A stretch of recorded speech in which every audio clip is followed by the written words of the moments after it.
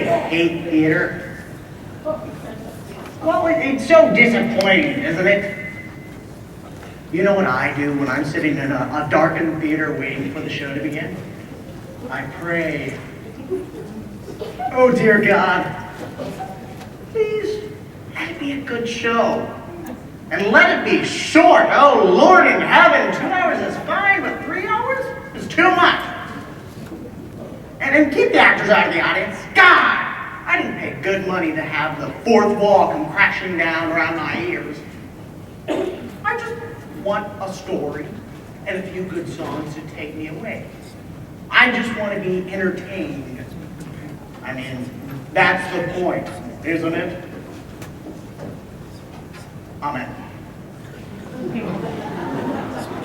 You know, there was a time when people sat in darkened theaters and thought to themselves, what if George and Ira Gershwin got for us tonight? Or can Cole Porter pull it off again? Can you imagine? Now it's, please, Elton John, must we continue this charade? It used to be, sitting there in the dark, you knew that when the lights came up, you'd be transported into another world. A world full of music and color and glamour. And you thought to yourself, my God, when are they going to bring up the lights? Oh, things have changed. Hello. Hello. How are we today? Oh, I'm feeling a little blue myself. You know, a little anxious for no particular reason. A little self-conscious that I should feel anxious at my age. You know, a little self-conscious anxiety due to a non-specific sadness. A state that I call blue. So, whenever I'm feeling this way, blue, I like to listen to my music. So I was going through my records this morning. Yes, records. And I was about to put on the soundtrack recording to Meredith Willson's The Music Man. I had a craving for a young Ronnie Howard. But then I said no. Let's have a treat. Let's disappear into the decadent world of the 1920s, where the champagne flowed as the caviar chilled and all the world was a party. For the wealthy, anyway. So, I dug a boot, and what did I find? Well, one of my favorite shows. Gable and Stein's The Drowsy Chaperone. Remember? Music by Julie Gable, lyrics by Sidney Stein. It's a 2-record set remastered from the original Broadway recording made in 1928. It has the full cast, including Beatrice Stockwell. Isn't she elegant? And this is a full 15 years before she became the Dame Beatrice Stockwell. Can you believe it? Here, let me read what it says on the back. It says, music, mayhem, and a gay wedding. Of course, the phrase gay wedding has a different meaning nowadays. But back then, it just meant fun. And that's exactly what this show is. It's fun. So would you indulge me? Would you let me play the record for you? I was hoping you would say yes. Yes. Yes.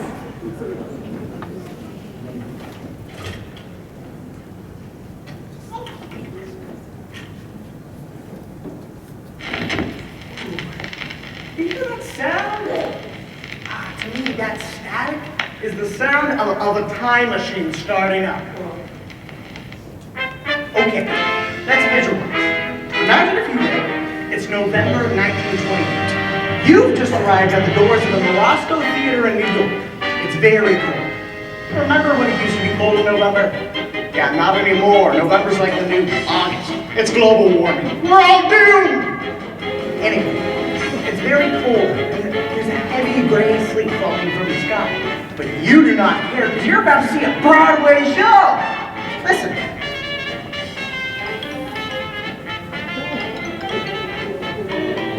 Isn't this wonderful?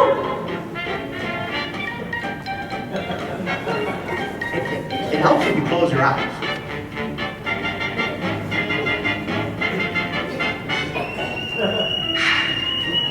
Overtures. Overtures are kind of out of style. I miss them. It's the show's way of welcoming you. Hello, welcome. Your meal will be served shortly, but in the meantime, would you like an appetizer? That is exactly what an overture is. It's a musical appetizer. Cuckoo platter tunes, if you will.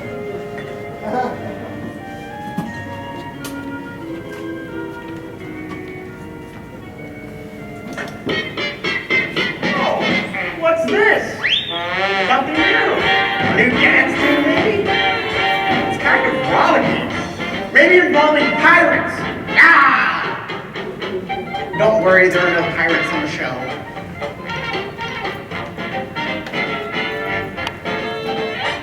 Oh.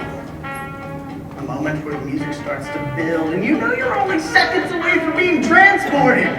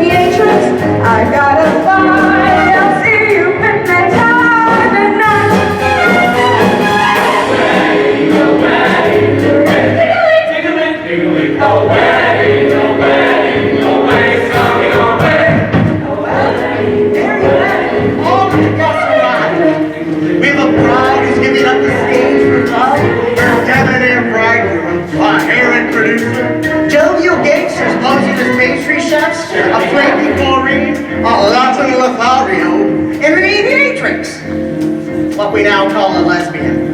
And my favorite character of all, the Drowsy Chaperone. What else could you ask for an evening's entertainment?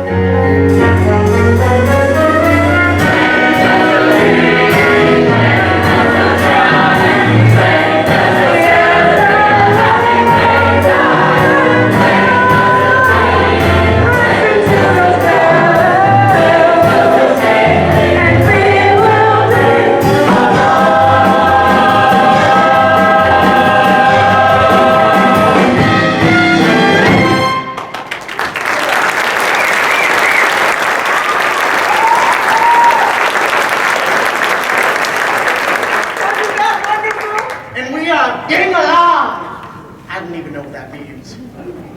All right. I'll try to lead you through this record as best I can. Don't worry, it won't be hard to follow. So we begin with a welcome from the love-struck groom. Why, I'd like to thank you all for coming. You know, I must be some lucky fellow. Who would have thought that I, Robert, would be married a glamorous showgirl? And that glamorous showgirl would be willing to give up a successful career for me, Robert Martin. Now, if it weren't for prohibition, I'd say let's raise a glass. Ha ha, So Miss Janet Vandergraff, the most beautiful girl in the world. Absolutely not! Excuse me, if the bride can't see the groom on their wedding day, it's bad luck! Now, I hope you heard that, because that's the whole plot. Basically, hold on to the break. Breakfast will be served in the Arabian.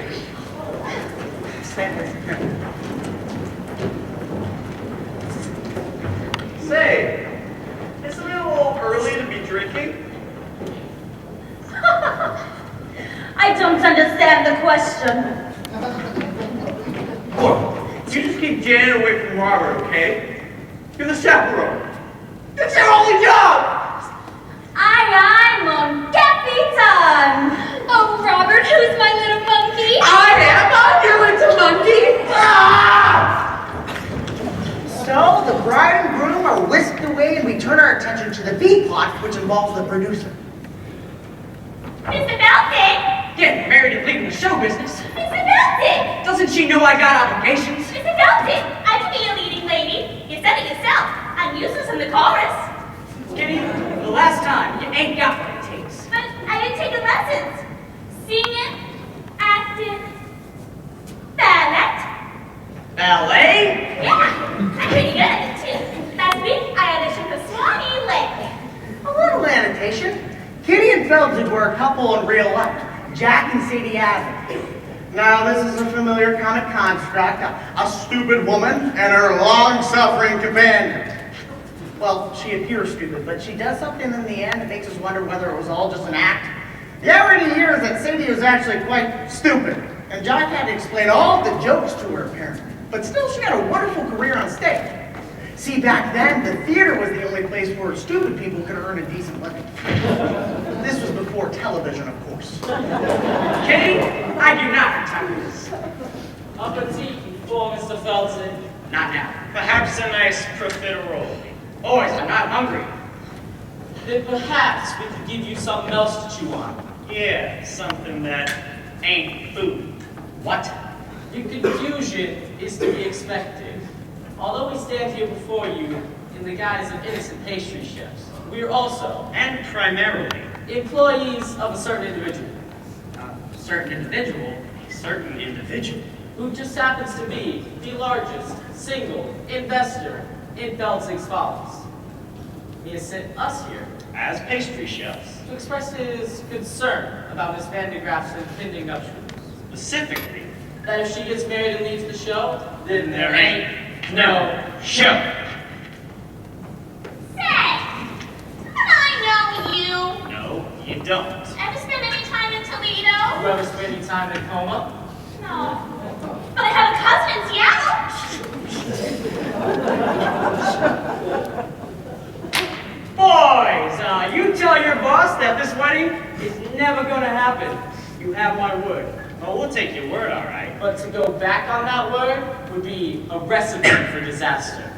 Now, I hope we've made ourselves perfectly eclair. One can only hope. You've gotta be kidding me. A trifle much? Don't start with me. Boys, you can drop the innocent pastry chef routine. Alas, we ganache. Yeah, we're on the lamb. Lamb's an entree, you macaroon. The gangsters were played by the interchangeable vaudeville duo, the Tall Brothers, John and Peter Tall. They were born Abram and Mendel Milosevic, but were later renamed to Ellis Island by a sarcastic immigration official. They were an early example of a typical Broadway gangster, full of stylized movements and wordplay. Not very intimidating. Unless you find dancers intimidating, which I do, but that's for reasons that are not appropriate for this situation. Well, Mr. Felty, we'll leave the matter in your hands. In the meantime, feel free to browse the dessert carousel. Try the Toledo surprise. It's to die for.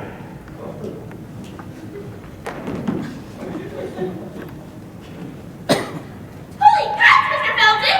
They're gangsters! Very perceptive, kitty. Now, go powder your face.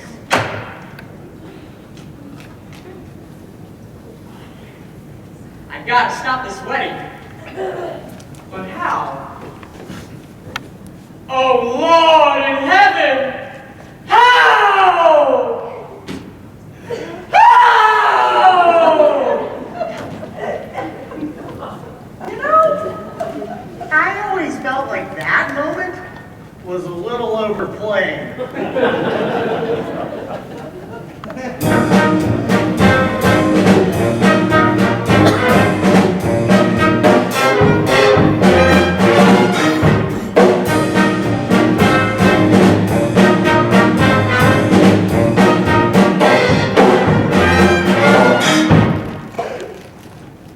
So, with the story well on its way, let's go to the groom's room.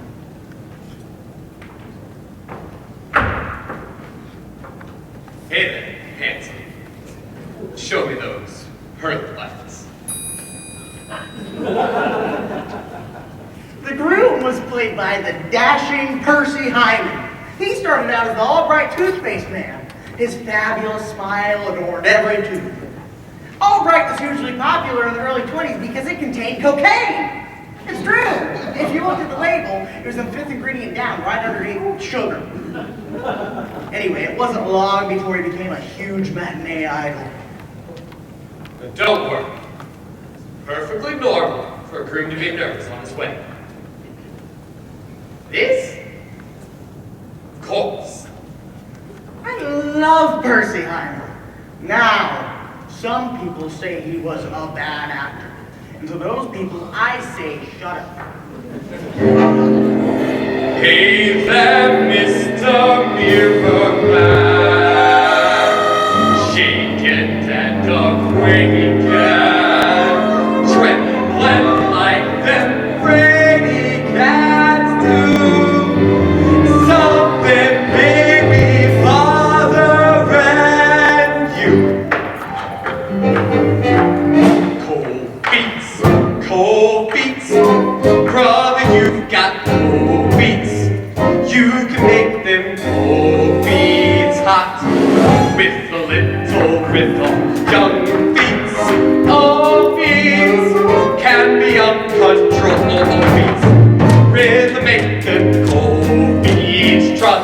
Now we on frosty arches, they can learn to swing.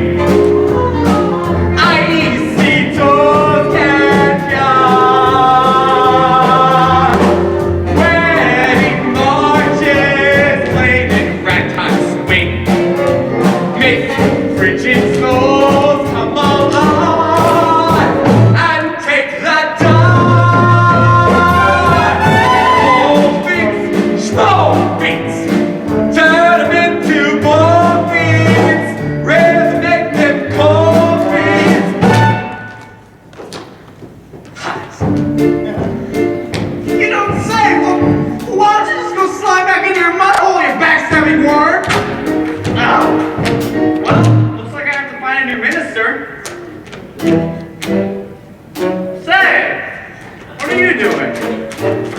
song and old creature talk. A common cure for wedding day jitters. You think you got jitters? You got the easy part. I still gotta get rice, boutonnieres, a minister. Well, I got the wedding on my shoulders. Well, George, it sounds like you've got cold feet. What do I got? Cold feet. What do I want? Cold feet. What do I do? Cold feet? No! Make the cold feet.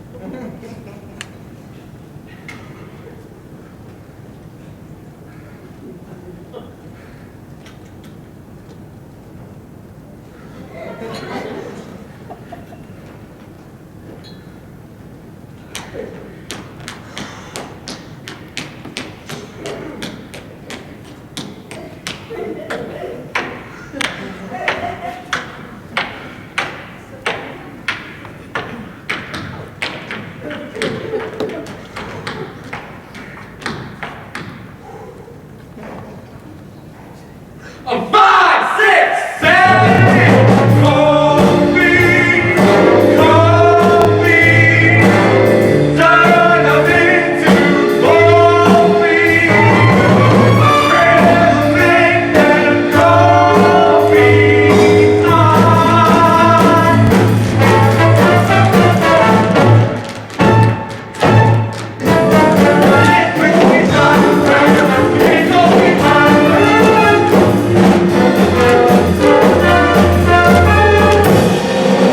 Make coffee hot.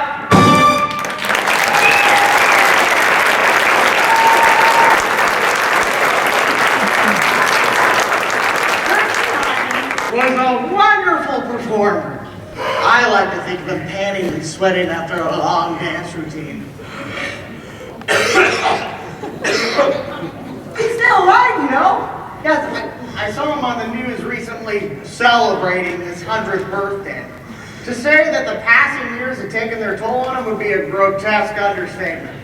Yes, they wheeled him out. He had that wide-eyed expression of pain and confusion that God reserved for the very, very old on their birthdays. You know, the one that says, "Who are you? Who am I? And why is this cake on fire?" You know what I'm talking about. Anyway. All right, that's enough of that. Dancing around like a fool. Sorry, George. Just trying to calm the nerves. You could have twisted an ankle. Tap dancing's too dangerous. Why don't you...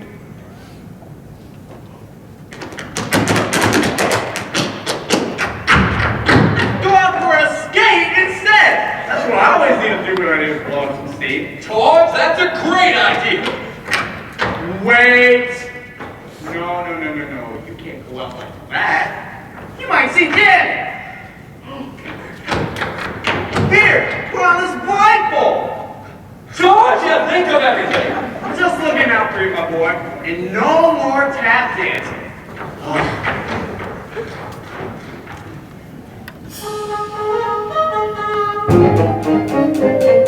Wedding bells will ring. Wedding bells will chime. Just ignore it. It does this occasionally. It rings. Wedding bells will celebrate. Just ignore it. I'll get it. What do you want?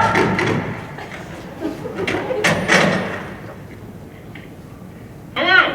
You've reached my answering machine. Leave a short message after the tone, and I'll call you back at my convenience.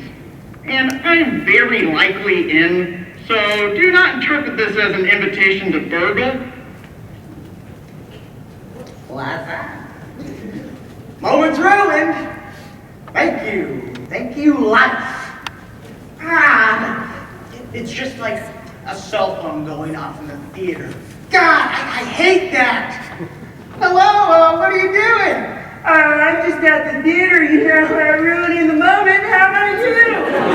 Oh, well, I couldn't get out tonight, so I thought I'd ruin the moment by proxy. Click. Sorry. Let's just shake that off. Let's go back in our heads. It's 1928. They didn't have cell phones in 1928. But I'm sure they had something for ruining the moment. Bugles or something. Happy wedding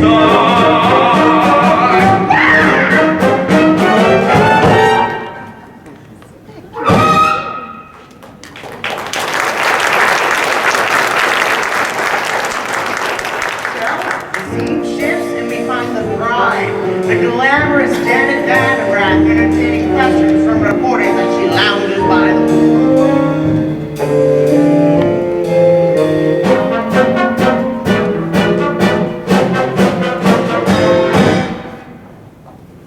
Miss Vandergraff, is it true you're giving up a successful career to marry a man you hardly know? Yes. Robert and I met on the Lido-deck of the Ile de France. He amused me with stories of his father's oil interests. We spooned, briefly, and then he proposed. So you won't be returning to the stage, ever? I shan't. You shan't? I shan't. Can we quote you? Of course. One more question.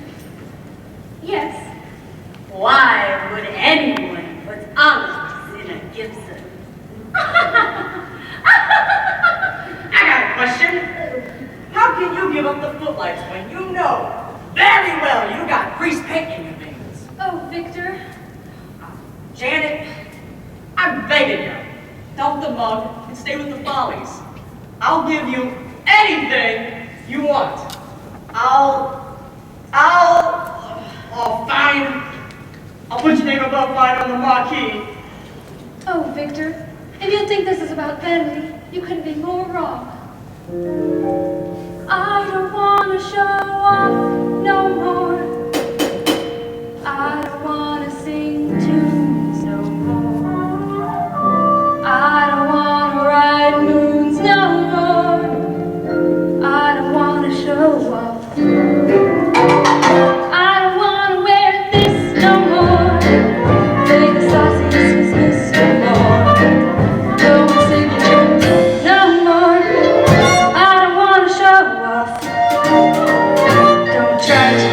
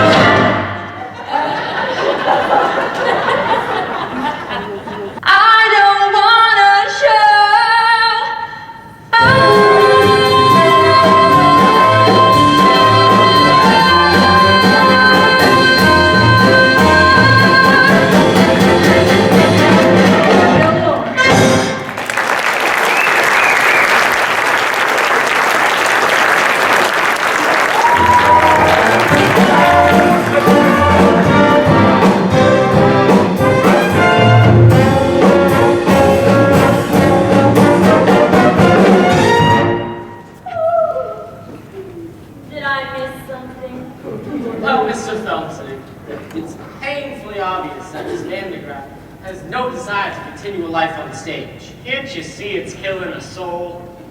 Don't you worry, boys. This isn't over yet.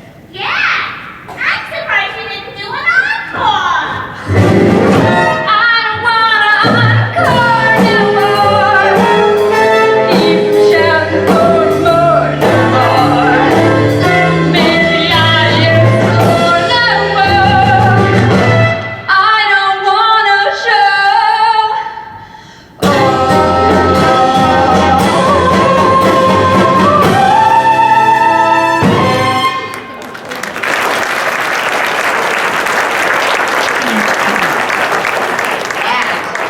As Jane Roberts is the bride. She was the Oops girl, remember? Well, surely you remember the Oops girl. Don't you people read? She was billed as the girl whose sexual energy that was so great that it caused the men around her to have accidents, spill their drinks and crash their cars into trees, and she would go, oops. Well, I'm not really doing it justice, but people ate it up. She had a whole series of films. Oops, The Oops Girl Come Home, and Oops Girl at Sea, which won an Oscar for special effects. Okay, giggling and growling didn't work. I was on to plan B. And for that, I'm gonna need an accomplice. Someone gullible with loose morals. I need one of those, hold up. A European. La, la, la, la, la. In walks Aldolfo, self-proclaimed ladies man. Aldolfo is played by former silent film star and world-class alcoholic Roman Bartelli. He's the one who drank himself to death at a chateau in Nice. Remember? It was 5 days before they found the body, and at that point it had been partially consumed by his poodles. Well, it was only partially consumed. Excuse me, I don't believe we've met. I am Adolfo. You are Aldolfo? Yes, I am Adolfo. We're not the Aldolfo. Yes, I am Adolfo. Funny, you don't look like a scoundrel. Yes. What? Why, just this minute I overheard the group saying that Aldolfo is a scoundrel. What? Adolfo is a scoundrel? Those very words. Adolfo is a scoundrel. It's like I'm hearing it again. What? This is outrageous. He's saying this to people?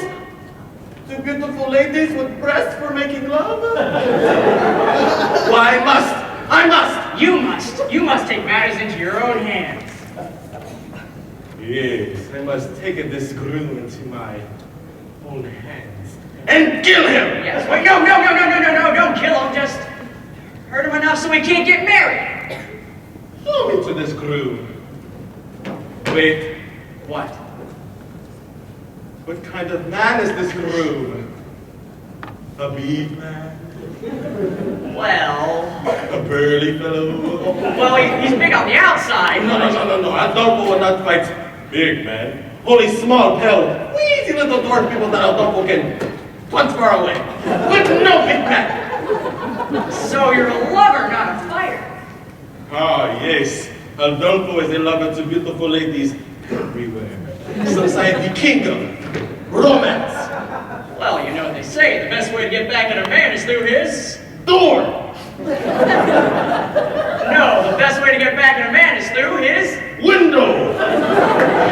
Revenge. Back at a man through his... Through his... There are no other ways. I'm not Santa Claus coming down chimney. Through his woman. Ah, his woman. Yes, Aldolfo, you must seduce his woman. His woman. His bride. Adolfo will make love to the bride. That will show people Adolfo is no scoundrel. Show me to this bride. Wait, What? what kind of woman is this bride? A big woman? A burly woman? No, she's, the cat's pajamas. Pajamas? She's a looker and an attractive woman. Show me to this cat in pajamas. And don't go make her purr. Like a cat in pajamas. Yeah.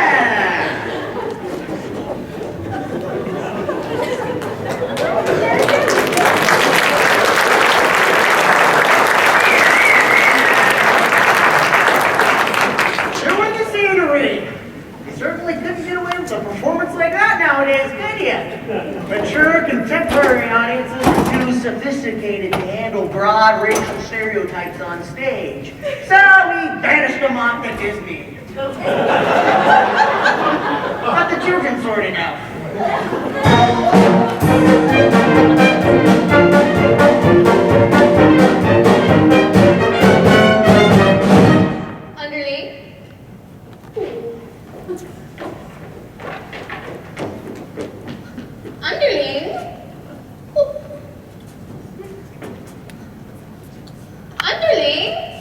Yes, madam. Oh, the pastry chef's been kind enough to provide the liquor for the party, underling. But remember, we have to be discreet. Yes, madam. It is prohibition after all. I'm well aware of that, madam. We'll have to use code words. For instance, if someone asks for a glass of ice water, it means they want a glass of vodka. Have you got that? Yes, madam. Are you sure? Maybe you should write it down. I understand, madam. A glass of ice water is a glass of vodka. What's a glass of ice water? Vodka. Ice water? Vodka. Ice? Vodka. You see, that settles it. One less thing to do.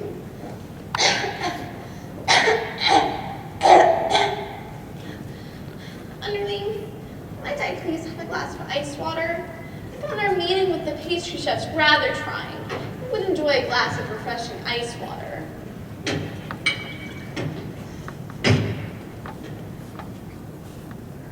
Your ice water, madam. That was your vodka, you poop! I hate this scene. Well, now I do need a glass of ice water! A glass of ice water, madam? Yes, ice water. Are you going deaf? Would that I were. Well, you can see where this is going, can't you? It's really just a series of spit takes. Your ice water, madam.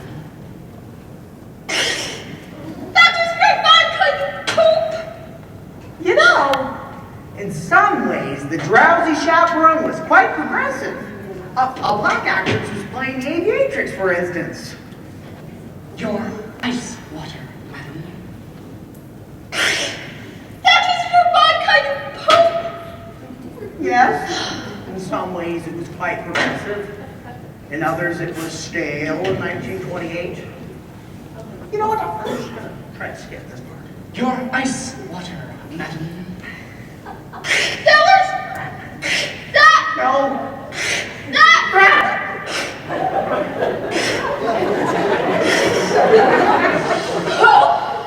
What do you think you're doing?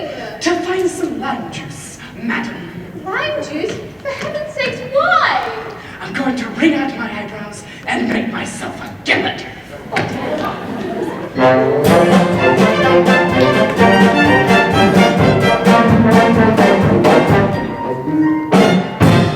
Now, you're probably asking yourself, what was that whole routine doing in the show?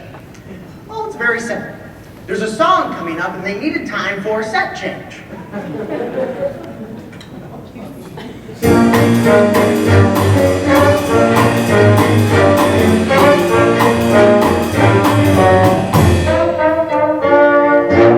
It's mechanics.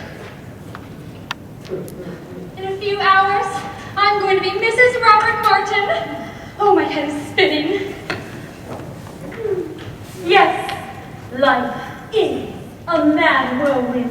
This is a really interesting scene. This is the only time in the show Beatrice Stockwell and Jane Roberts are seen alone together on the stage. Now, Jane Roberts was an emerging star. that Beatrice Stockwell was already well established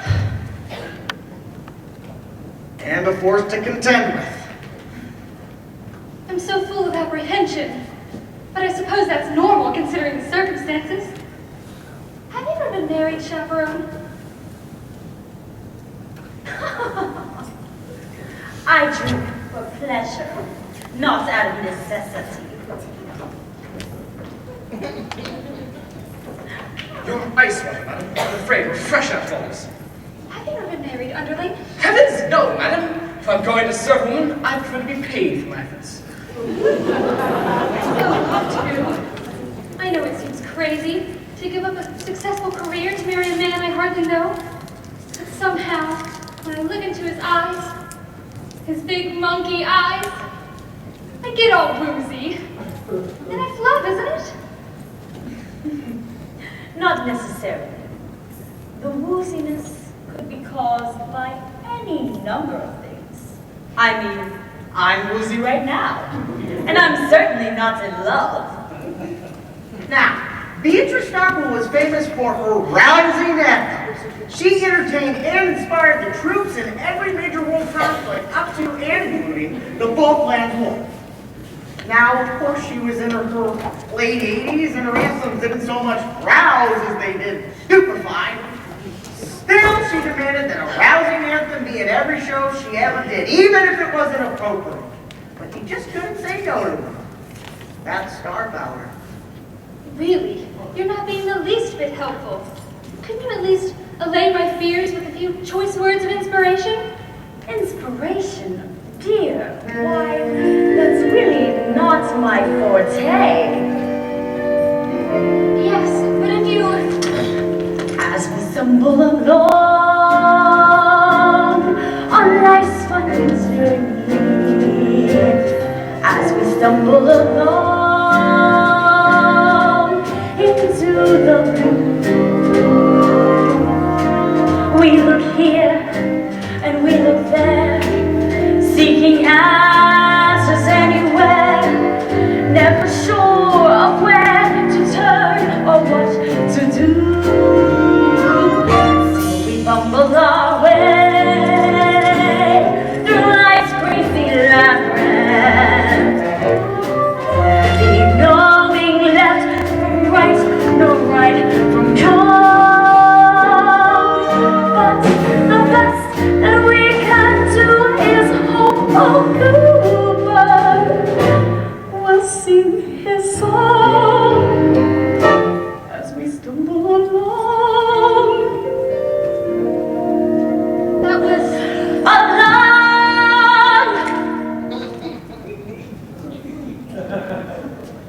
That was quite nice, Chaperone.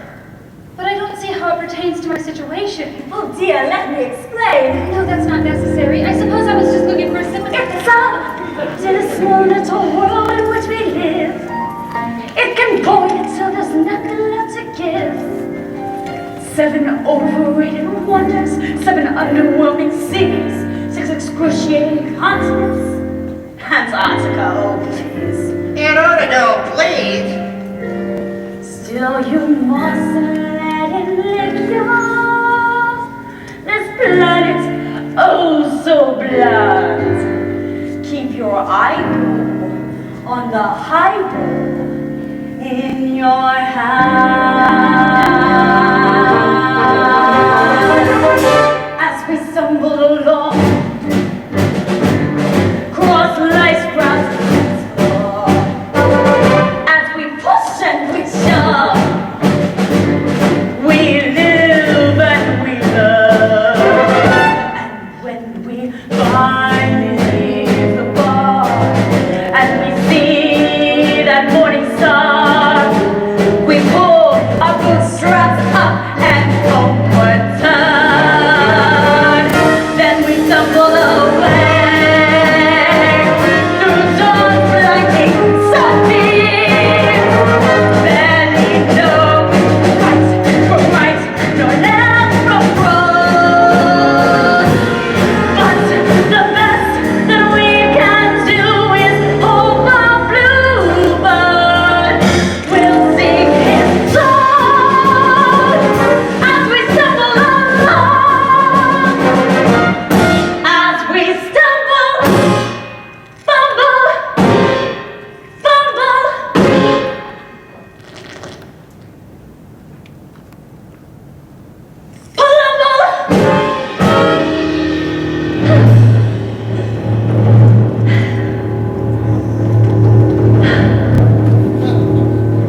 As we stumble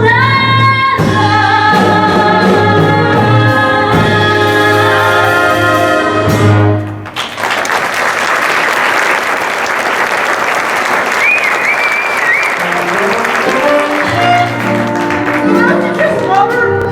Basically, she sings a rousing anthem about alcoholism. That's what I love about her. She just does her own thing whenever she wants, regardless of the needs or concerns of others. My mother was like that.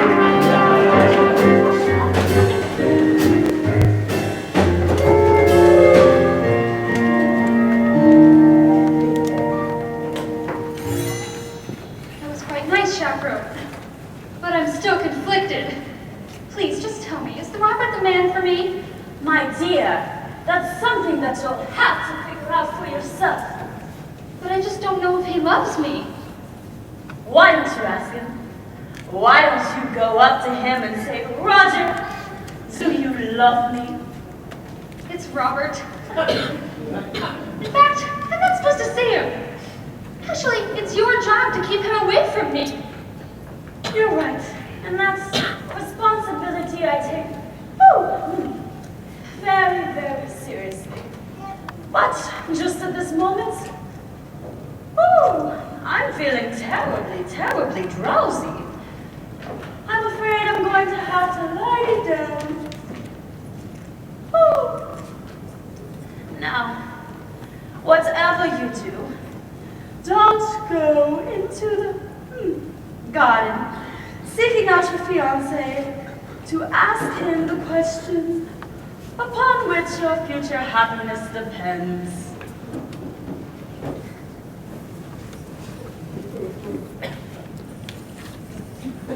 Oh, Chaperone, thank you. I just have to know if he loves me.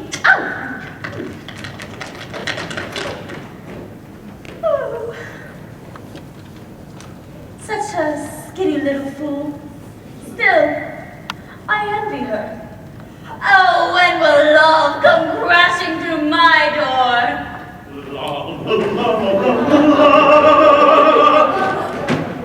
Ooh, look who it is. It's a doubtful come to see do stabilize. I am Hildolfo. Try not to think of the poodles while you're listening to this part. I am Hildolfo.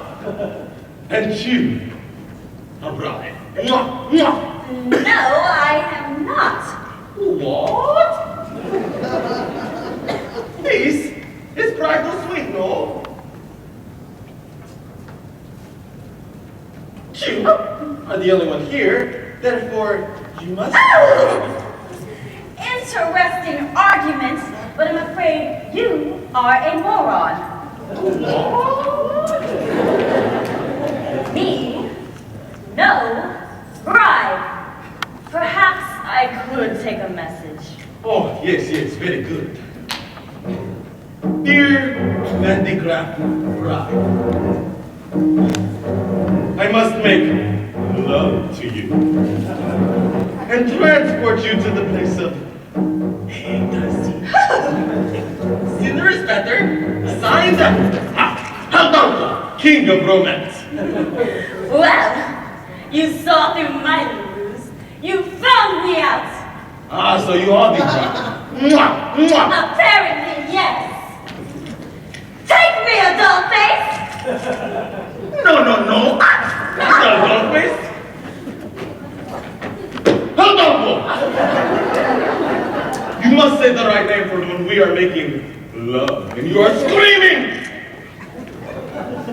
You must say the right name or it will spoil everything! How can I make you remember?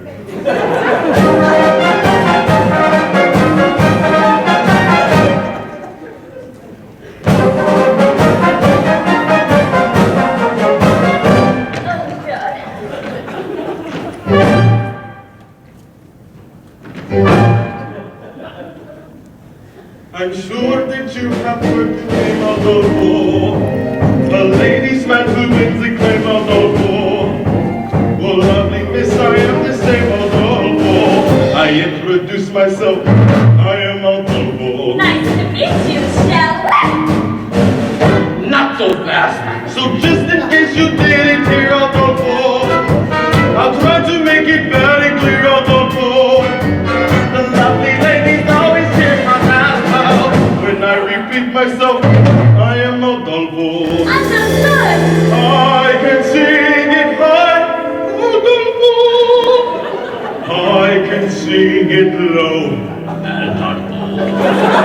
I can sing it very fast. I can sing it very slowly. I do it now, but it will take hours. Now let us see if you can remember my name. I'll give it a shot. Now who's the fellow that you sing? Adolfo. And how did you refer to me? Adolfo. And who is it I'll always be? Adolfo. Now sing it proudly. You are Adolfo.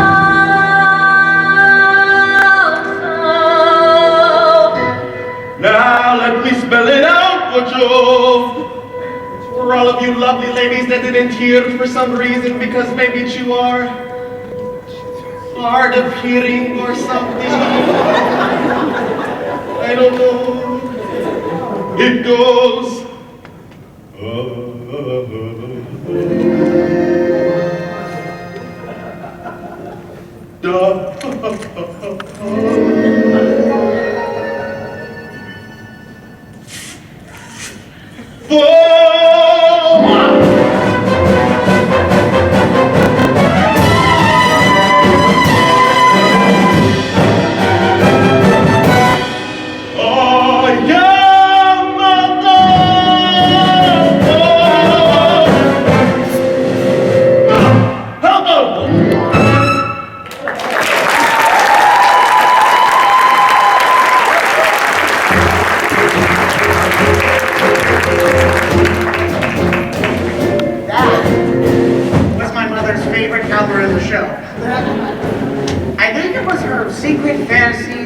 Swept off her feet by a Latin lover. I mean a real Latin lover, not a buffoon. But that's what musicals are all about, right? Romantic fantasy, falling in love at the drop of a hat, spontaneous tangoing, finding yourself in an insanely romantic setting.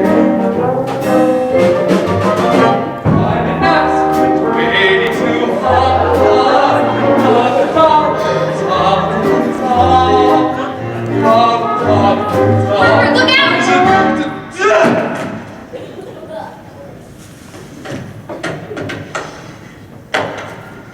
Don't worry, madam. It's my wedding. So I have to wear a blind. A blindfold? Say, who am I speaking to anyhow? Why, it's me. I mean, Mimi from France. This scene couldn't be more ridiculous. You were marrying Janet Vandergraff, no? Oui. I hear she's very beautiful Oui. and glamorous. Oui, oui. Is it true that she has an exceptionally broad range and excels at playing both comedic and dramatic roles? Say, I'm having trouble placing your accent. What part of France did you say you were from? The middle part, where the toast? You were telling me about your, how do you say it in English? Fiancé? That's right. Well, tell me, when was the moment you knew that she was the only one for you? It's a funny story, actually. We Yes? were standing on the leader deck of the Ile des Frogs, Yes? and I was amusing her with stories of my father's oil past. And then what happened? And then I looked into her eyes, her big, glamorous eyes. I felt all woozy. And then you fell. And then you fell? Yes, to the death.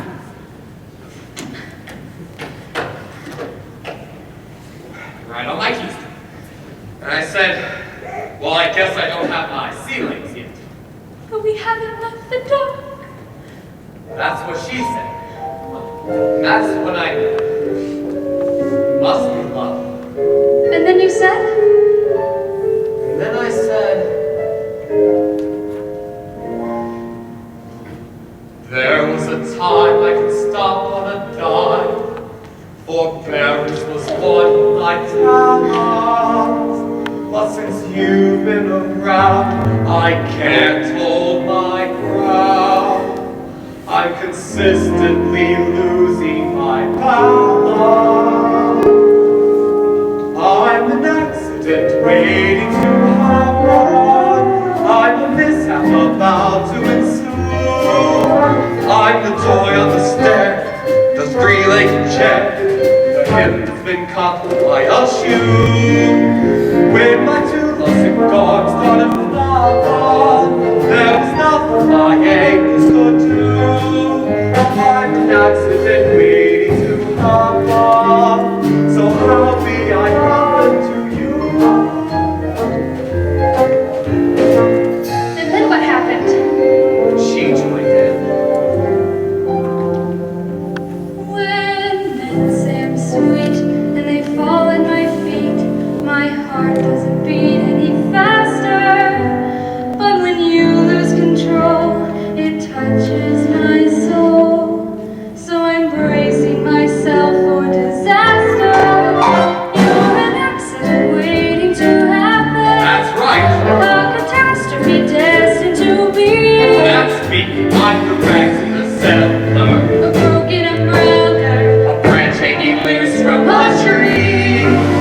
I can see myself jumping and clapping for a man who lives dangerously. You're an accident waiting to happen, so hurry and happen to me.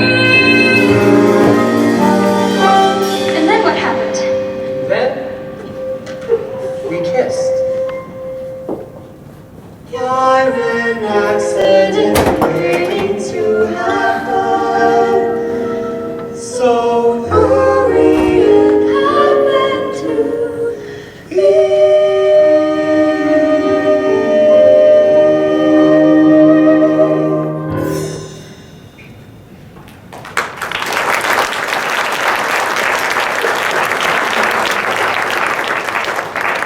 Wait! You kissed a strange French girl on your wedding day! Oh, wait! Wait up!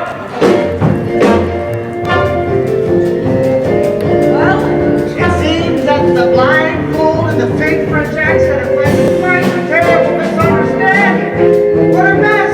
Will it all work out in the end? Of course it will. It's not real. Everything works out in music. In the real world, nothing ever works out. The only people who burst into song are the hopelessly deranged. Mr. Belting! Where is that belligerent foreigner? Mr. Belting! How long can it take to seduce one bride? Mr. Belting! You don't need Janet no more! Kitty, not now. But I've developed a mind-reading act. Presenting Kitty, the incomprehensible! Now think of something. Oh, I'm thinking of something, all right.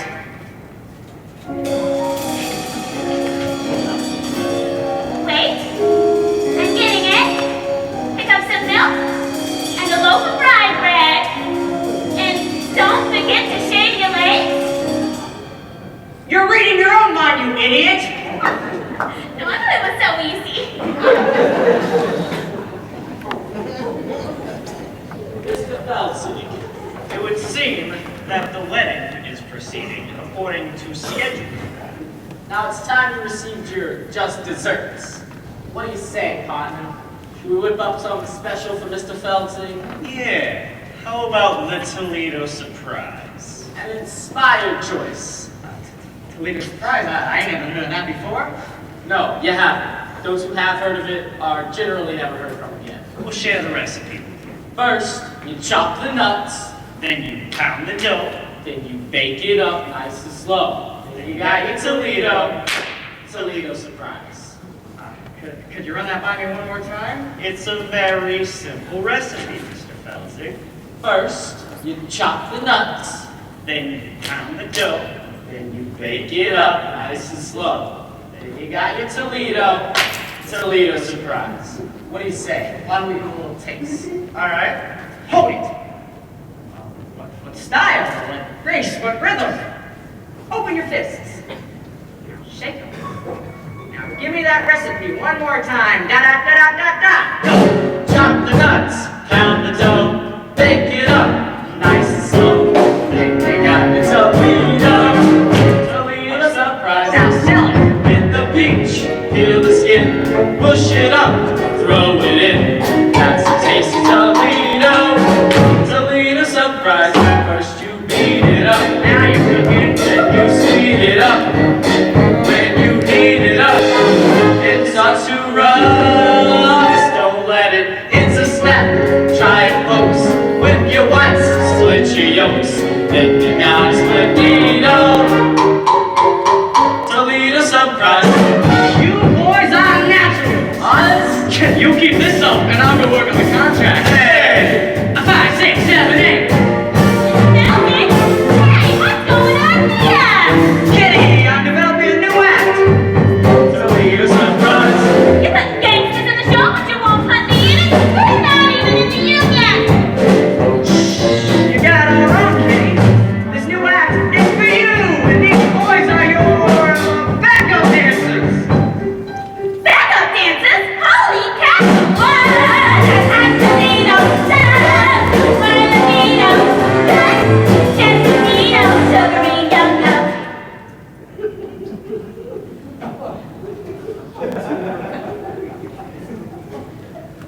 Surprise! Bring the cream, bring the pan, bring the spoon, bring the pan, bring the lucky Toledo, Toledo surprise! Hello, Darko, he makes an announcement. Wedding is on. What? Oh, for the love of God, what? How Darko make love to the bride. That's not the bride you eat, that's a chaperone. What? The wedding is on! What? Robert kissed a French girl. Her name is Mimi. She's very beautiful. Oh, shit. I just couldn't help it. She was just like you. Only friends. Oh, sweet mother of pearl! What's all the commotion about? The wedding, man. What's when your wedding? Not anymore. Oh, what a tragedy. What a wonderful, wonderful tragedy. Clear the floor, boys. I'll show you how it's done. First you beat it up. Hey, look at that. Then you sweet it up.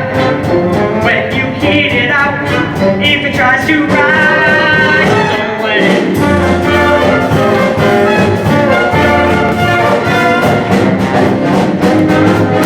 Toledo surprise. Wait till it's ready. Rice? Wait till it's ready. Rice? Wait till it's ready. Now look at Betty. Surprise! Makes me twitch, makes me shake. This dessert takes the cake. It's me like a tornado. Toledo surprise.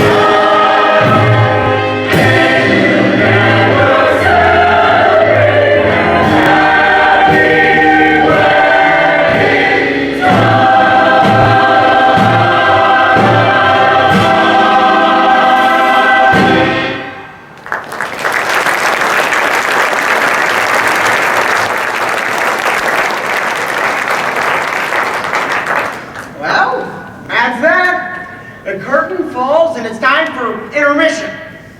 Or at least it would be if we were actually in the Morosco Theater watching the Drowsy Chaperone. Which, of course, we are not. You know, I don't like intermission.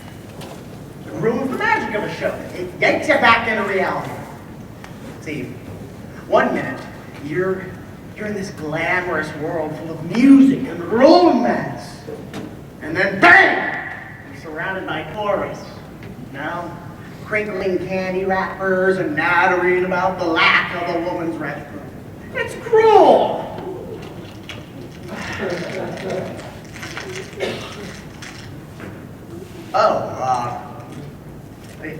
It's a protein bar. I have a bit of a blood sugar issue. I have to eat small meals all day, otherwise I get jittery.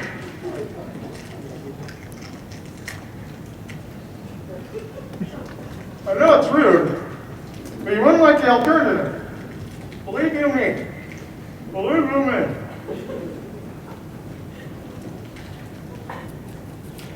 You know,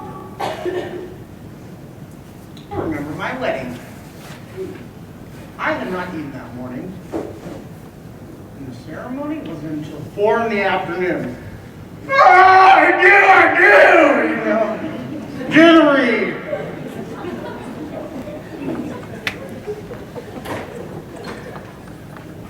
Why are you laughing? Are you surprised I was married? Well, there you go. You shouldn't go making assumptions about people you don't know, should you? I'm a very complicated person. I can pee now. I'll be quick, I promise. But in the meantime, you can listen to the beginning of Act 2 of the Drowsy Chaperone.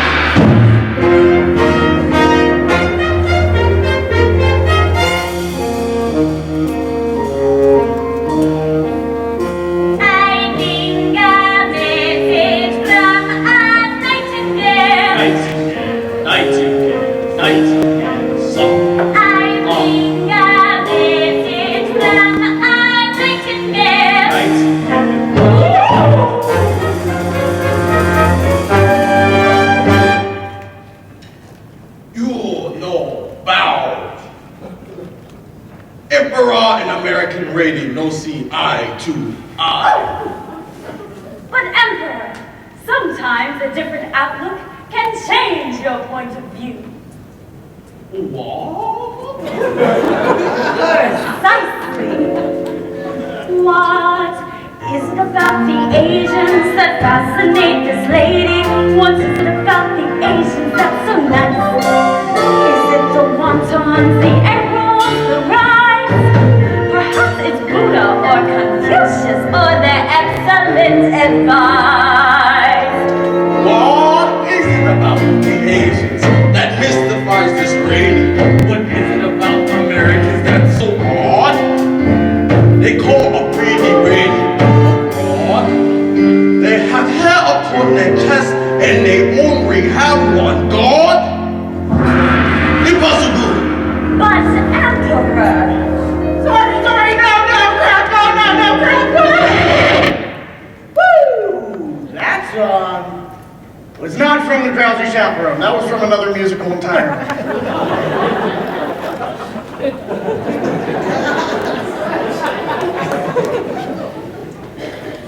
I have a woman who comes in once a month. Can you say that? I have a woman. She cleans the things I absolutely refuse to clean. She's very good at it. But she has this annoying habit of putting my records away and in the wrong sleeves. Even though I say, no touch records, Carmela. No touch.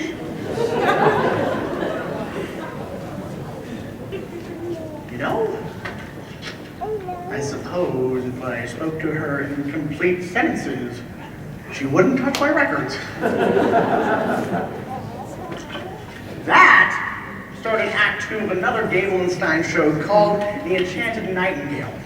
A degrading piece of chinoiserie about an emperor is told by a magic bird to marry his American elocutionist instead of his betrothed.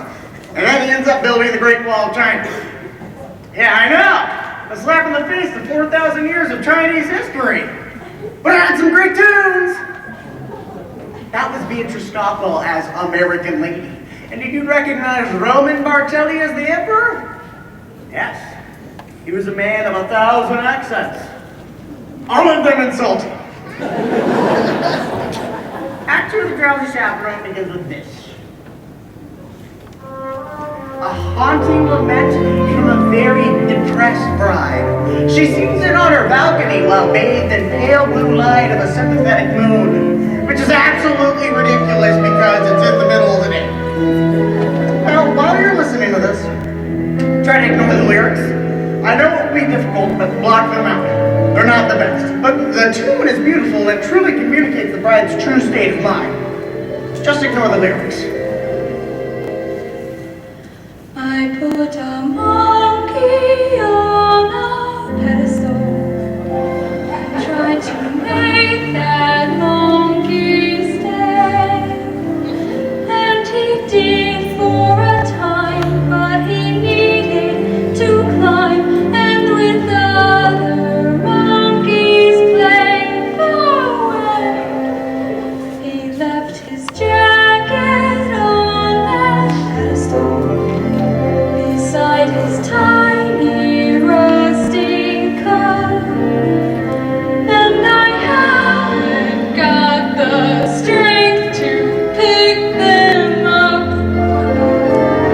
Oh, monkey, monkey, monkey, you broke my heart in two, but I'll always save that pedestal for you.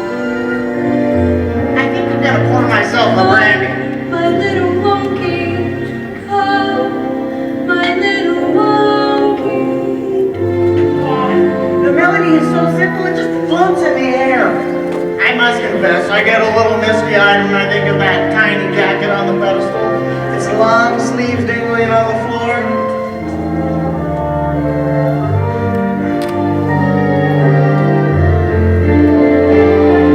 Oh, monkey, monkey, monkey, you broke my heart in two, but I'll always save that pedestal Pedestal. for you.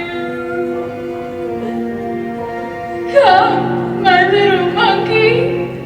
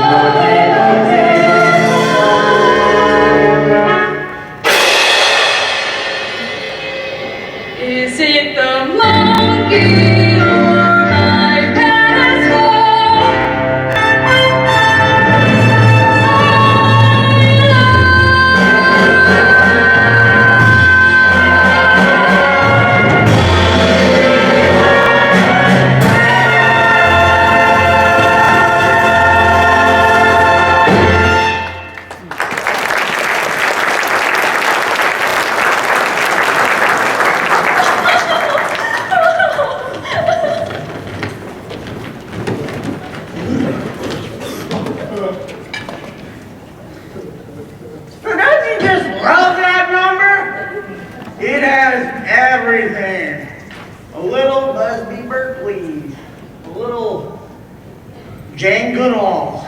And that's one of the things I love about musical theater in general. When a character is in crisis, they just sing and they dance, which is so much more interesting than just whining about it. That's the glory of musical theater. Oh, you see, this is what I'm talking about. You manage to be happy for 5 seconds and then something starts ringing.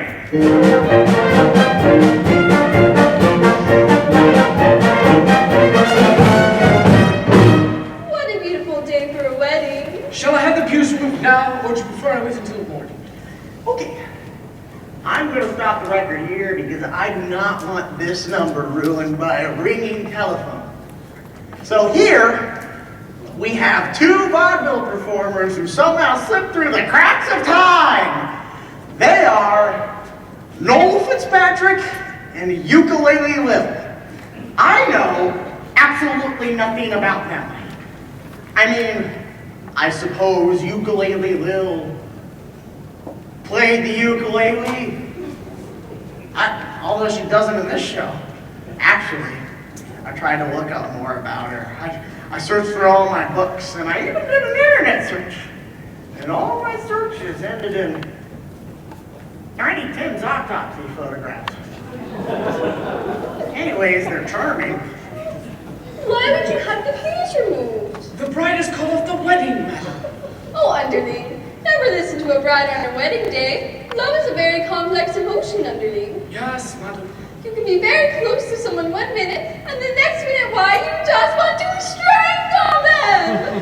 Do you understand? I'm familiar with the urge to strangle, yes. You see, that's just the nature of love.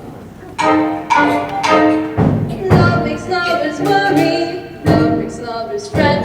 But here's a fact on which we can depend. Just like long ago when Romeo and Juliet, love is always love in the end. But Romeo and Juliet was a tragedy, madam. Oh, I never read reviews. Love can start a quarrel, love can cause a din, but love has always been a trusty friend. 'Twas a happy day for Henry VIII and Roland.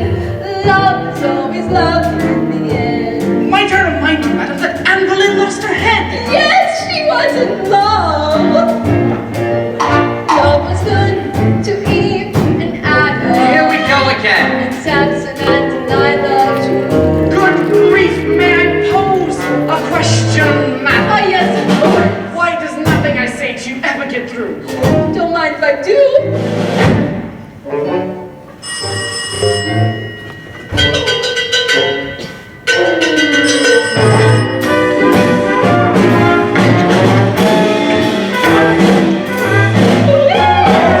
Love's always love in the end. Oh, I found that quite taxing. Excuse me, madam, while I pour myself a glass of ice. Love sneaks up behind you, love drives from above, but love would never consciously offend. Love has certainly been kind to me, and my true love, love is always lovely in the end. But your late husband was a brute. I don't mean him, you silly. Oh.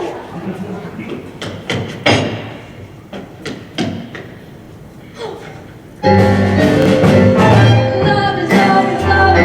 Lovely, lovely, lovely. Love is always lovely in the end. Love is always lovely in the end.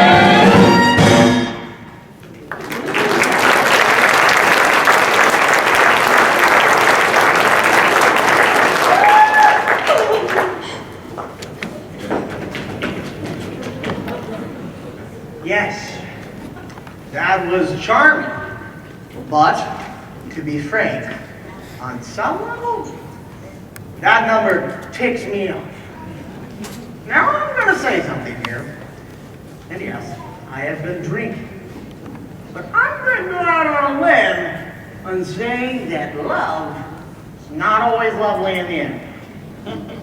Often, in the end, there are lawyers!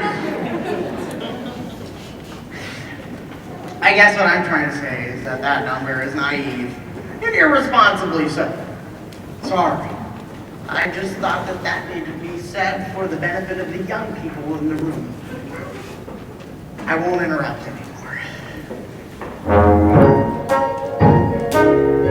Oh.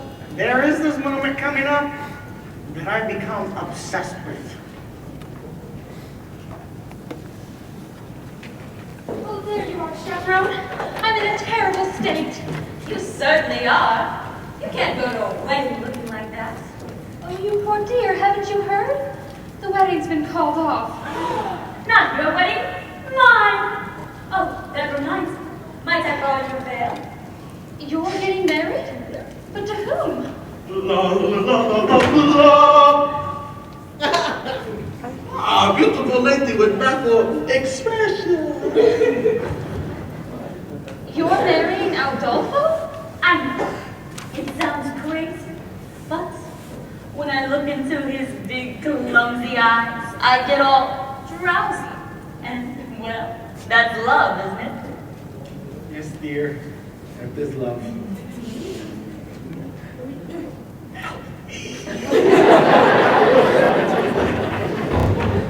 There you are! All right, I'm putting all my cards on the table.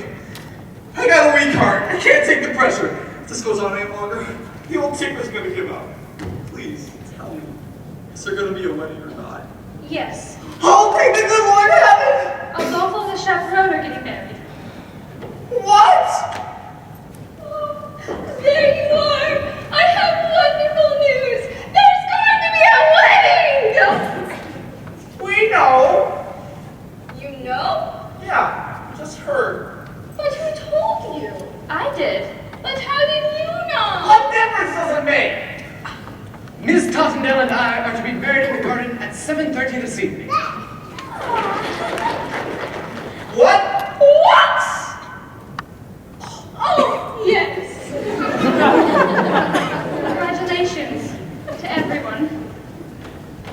Say, what kind of cockamamie wedding is this? Everybody's getting married except the bride and groom. There you are. Oh, Janet.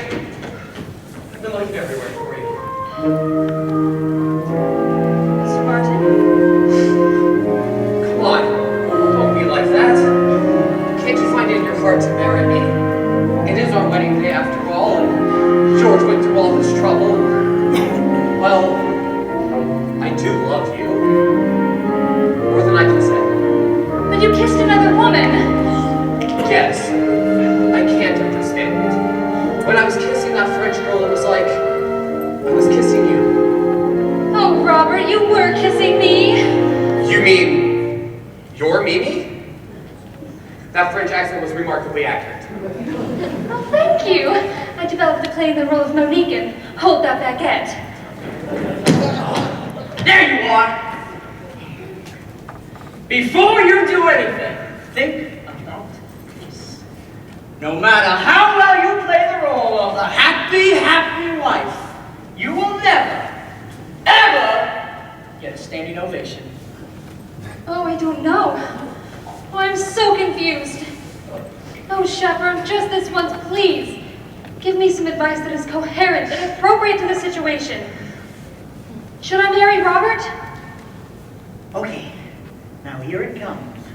The moment I was talking about.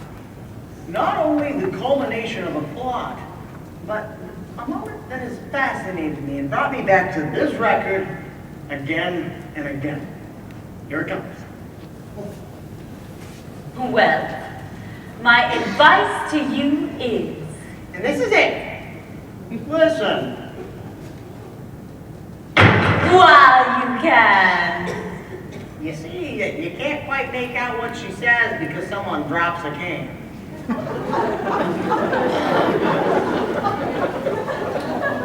I'll play it for you again. While you can. She's saying, live while you can, or leave while you can. Well, you can.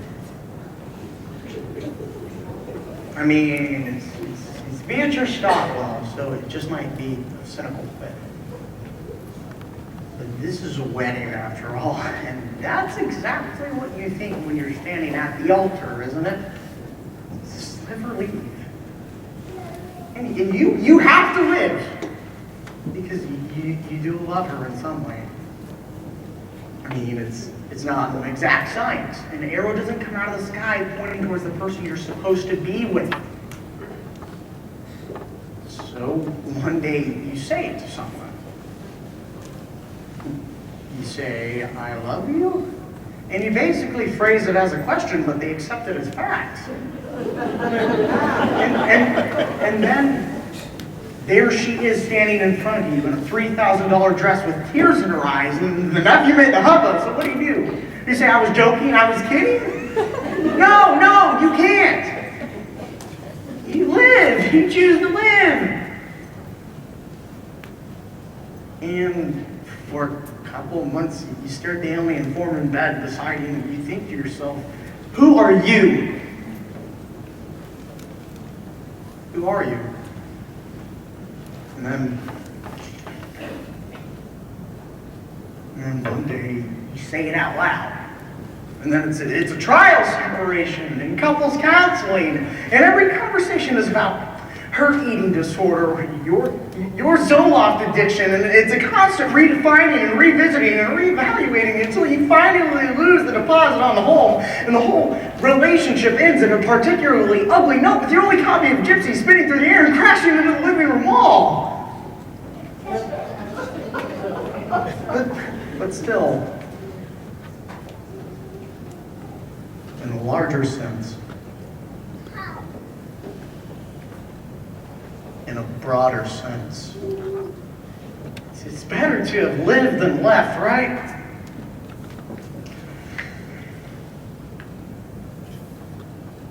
Well, you can. You have no idea how many times I've listened to that. Oh, thank you, Chaperone. You certainly have a way with words. My answer is yes. Robert, I will marry you. Oh, wonderful! Well, Mr. Felsey, looks like this wedding's a done deal. Now you're in trouble. And there's nothing you can do about it. But there is. I found a replacement. A new leading lady. Presenting Kitty the Incredible! Now, Kitty, I want you to show the boys how you can read my mind. My mind.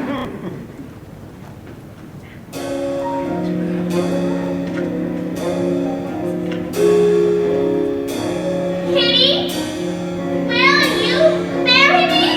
Holy cow, Mr. Felton, yes! Isn't she amazing? Well, what are you waiting for? You ladies go put on your brilliance and all get married in one big clump. That's how they do it in the South. Well, George, I don't know how you done it. 4 weddings in one day. Well, I guess you're everyone's best man now. I am? Yes! I am! Hip hip! Hooray! He's George, that's George, the best man, George. I'm honored to be doing what a best man ought. He's basking in the glory of a white bell pot. Wedding bells will ring, wedding bells will chime, wedding bells will celebrate a happy wedding time.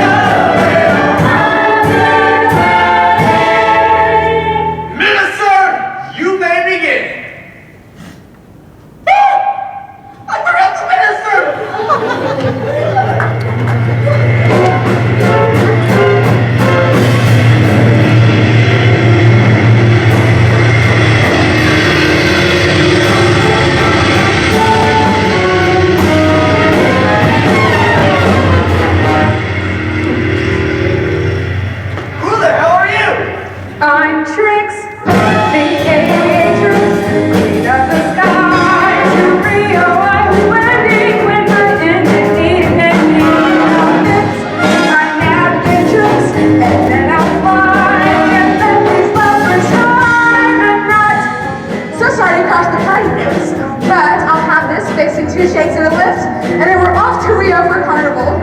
Wait, the captain of a ship can perform a marriage. Yes. And your pilots, they're a captain. Yeah. With an airplane, it's a kind of sheep. You know, sheep of the air. Some people call it an air sheep. Oh, shit! Yes! Wait, Trix, I got it! You can marry them on a plane and go on a honeymoon in Rio!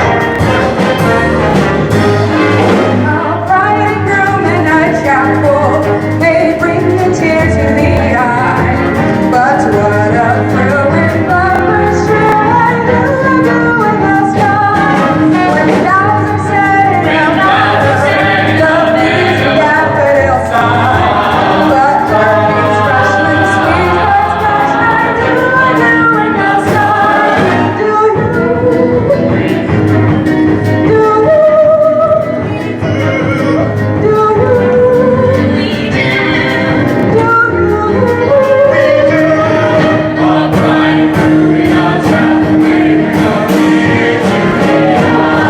With rainbows standing before us and clouds meandering by, one can't restrain that sweet dream that I do in the sky.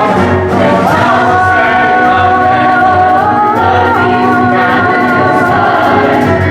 heartbeats rush when sweethearts crash. I do in the sky.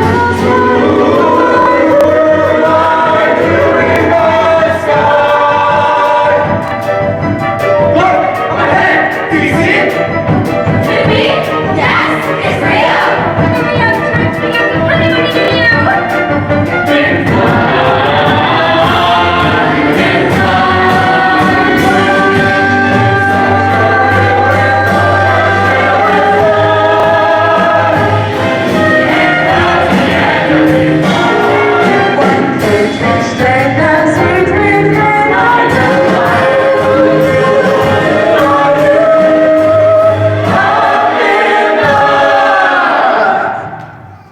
Oh no. Oh, I can't believe it. Okay, everybody stay calm. It's a horrible old apartment with terrible wiring. Just concentrate. Just keep the show alive in your minds. No, don't talk to anyone or make any noise. Don't let yourselves be distracted. I'll find the fuse box. Okay, everybody stay quiet. It's the super! Oh, God. Coming, I'll be there.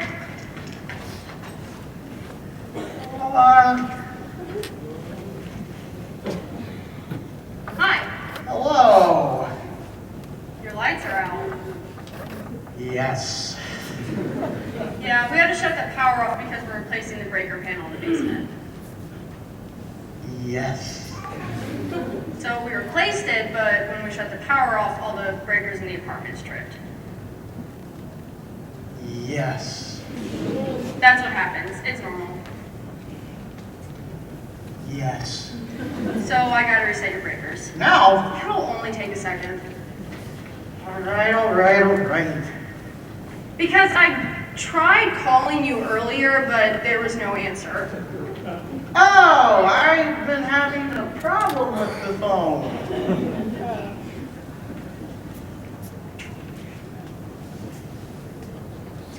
Here we go.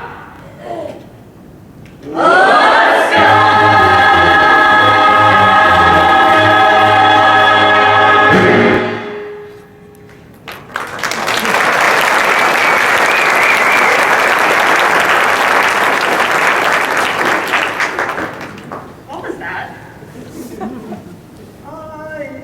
It was a record. What kind of music was that? Oh, it was just music. You know, a show. A musical. You like musicals? No. I love musicals. I go with my husband all the time. It's amazing what they can do nowadays. Did you see Miss Saigon? They landed a helicopter on stage.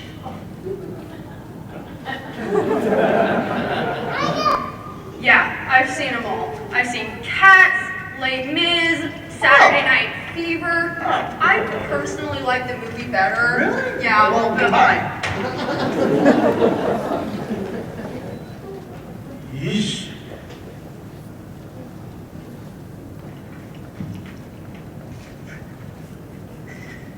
Well, that's that. It's ruined. One note from the end of the show and the mood is broken.